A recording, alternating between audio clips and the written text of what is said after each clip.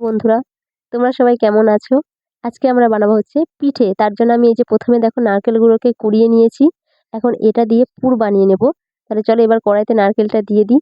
আমরা আসবো বলে মা আগে থেকেই সমস্ত কিছু নারকেল, চাল এগুলো সব কুটে রেডি করে রেখেছিল। এই যে এখন হচ্ছে গুড়টা দিয়ে দেবো। তারপরে যে আস্তে আস্তে নাড়িয়ে নাড়িয়ে এই যে পুরটাকে রেডি করে নেব। আর অপরদিকে এই যে মা দেখো গরম জল করে এই যে চালের গুঁড়িটাকে এই যে মাখিয়ে নিচ্ছে। এটা ঠিক না হলে কি বলতো কুলি পিঠেটা ভালো হবে না। এই যে এখন আমরা দেখো পিঠে করা চালুও করে দিয়েছি। এই যে হাতে করে যদি পিঠে করা হয় না সেটার স্বাদটা অন্যরকমই লাগে। এই যে এখন এটার মধ্যে পুর দিয়ে দেবো।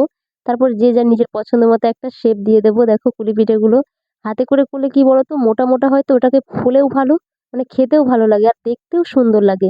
তারপর নিজের নিজের পছন্দ মতো যে যেটা ডিজাইন পারো দেখো। আমি এটাই পারি, দেখো এটাই আমার কাছে ভালো লাগে। আর এদিকে দেখো এই যে বাঁধাকপিরও কুলি পিঠে বানাই। কার কার বাড়িতে এই যে বাঁধাকপি দিয়ে কুলি পিঠে বানায় সেটা আমাকে অবশ্যই কমেন্টে জানাবে।